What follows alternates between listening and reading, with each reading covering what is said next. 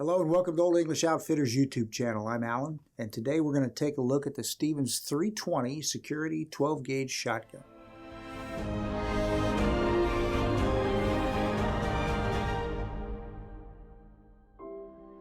Alright folks, so this is the Stevens 320 Security 12 Gauge Shotgun. Now this is marketed by Savage. It's actually manufactured in China. Savage markets it under the Stevens brand name. It's a 12 gauge pump shotgun. It's like many 12 gauge pump shotguns out there. It works essentially the same way. We're going to go over the controls of it a little bit. This is the pump handle here. By the way, this weapon has been cleared empty and safe. You notice we have no ammunition in our butt cuff here. This particular configuration has about an 18-inch barrel. It's cylinder bore like most defense shotguns are, because you want to be able to shoot any kind of shot or slugs through it, and a cylinder bore will enable you to do that. If you're unsure what a cylinder bore is, just think of a cylinder, just a straight tube. It has no constriction to it. This particular setup has this pistol grip. The pump, we bring it forward, that locks the action shut. Controls-wise, these things are pretty simple. You've got a crossbolt safety that's right there. So when I have a firing grip on the gun, I can reach up with my trigger finger and disengage the safety and drop right down onto the trigger to fire the gun. On the other side, this is the back side of the crossbolt safety. As you can see, it's got a red flash. A lot of you are familiar with the phrase red is dead, meaning it's off safe.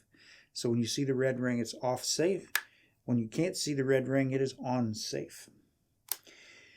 This little piece right there is the action release. If the action is locked shut, and I wanted to check it because I'm not sure if there's a round in the chamber or not, I don't want to just pull the trigger because obviously we don't want to shoot it. So what I can do with the safety either on or off, in this case we're going to put it on, is I can push that knob up. That releases the action, lets the action come open so you can inspect the chamber or take the round out of the chamber if you've got one chambered without firing the gun. So one more time, you got crossbolt safety, action release. That's really, controls-wise, the only small controls there are to this thing. Pretty simple.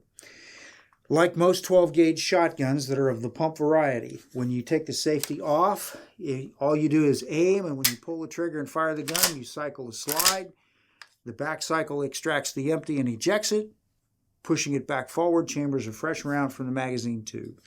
The tube on this gun will hold, I believe, 5 2 3/4 inch 12-gauge shells, and they're going to load through right there. This is the shell lifter. It just pushes up out of the way. You push the rounds in there. I think you're going to see me doing that when we fired it out on the range on the video. They just slide right in.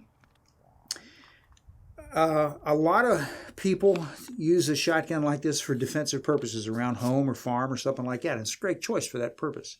One thing that's a good idea to do if you're going to do that in terms of handling this, do not load the chamber and leave the gun set around.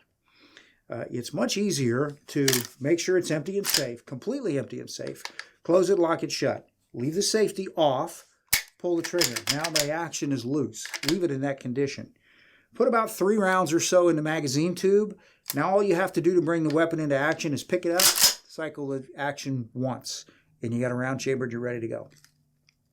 The reason you don't want to leave them around in the chamber is because these things typically have firing pins that if you get a hard enough jar, they'll jump forward a little bit. We don't want to have an accidental discharge that way. The other thing is it's just easier on the gun, easier on you. You know that it's in a safe condition when you feel that this is open. When you can move the slide like this, when you can move that pump handle, you know that you don't have a round up here because the thing would be locked shut. If it's locked shut, open it using the action release and find out what's going on there before you handle it too far. If you load a whole lot of rounds in the tube and they set for a long period of time, you'll notice the shells, the front end of the shells will get a little deformed because 12-gauge shells are plastic. So it's a good idea to load maybe 3. That's enough, typically. If you think you need to load more, rotate them every once in a while. Check them frequently and routinely to make sure your shells aren't getting compressed by that spring and damaged. You'll notice that we put a butt cuff on this one. This is kind of a handy way to have extra ammunition aboard. This particular one holds about 5 rounds. These are pretty inexpensive. They're about $10. If you put a little hole in the bottom of them so the sling swivel stud comes through, they'll stay in place pretty well. It will migrate forward a little if you're shooting it a lot, but with that, it keeps it from going all the way forward. This gun does have sling swivel studs. We got one up front on a magazine cap. We got one back here on the heel of the stock. Makes it handy if you want to put a sling on it. Maintenance on a shotgun like this is pretty simple. Most people aren't going to shoot this enough to have to really disassemble it completely anyway. So a good way to maintain it, if you think you need to, you shot it a little bit, you want to just check it out. Make sure it's empty and safe. Open the action about right there. About halfway is all you have to go. Then all you need to do is take this magazine tube cap off. You should be able to unscrew it.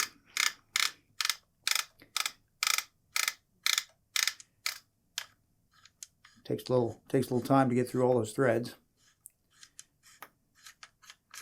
That'll just come off, set it out of the way.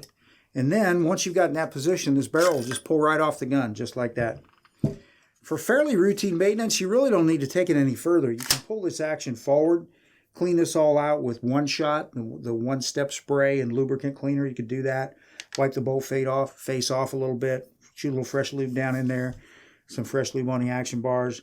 It's really all you need to do for routine maintenance.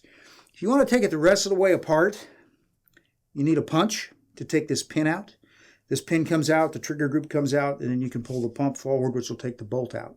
The firing pin in the back of this is on a spring, and if you bump it and it dislodges the bolt carrier from the action bars, that firing pin and spring might launch and go across the room. So kind of maintain control of that. We're not going to take this one all the way down for that purpose right now, partly due to time constraints. So put this back together in this position after we've swabbed the barrel, checked things out, a little fresh lube on it. The barrel just slides right back in place.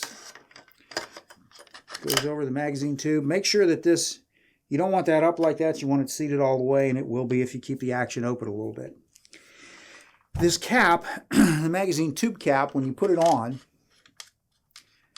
there's no need to put a wrench on it or put a screwdriver in that and start hossing on it. Just take it on. You'll hear the detents. When the detents stop, about right there, just snug. That's as far as you need to go.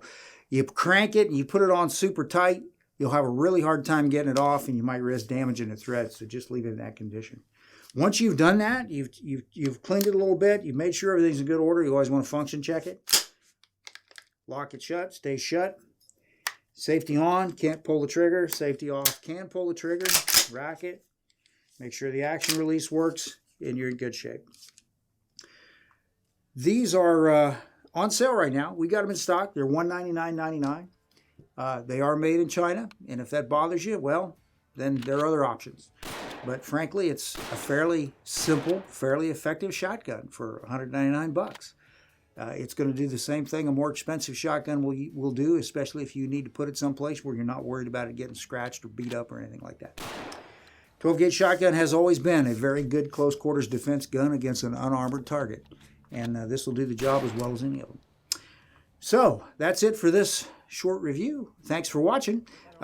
If you like this, let us know. If you got criticisms, let us know. We want to know. We're on Twitter. We're on Facebook. I'll thank you again, and until next time, I'm Alan for Old English Outfitters.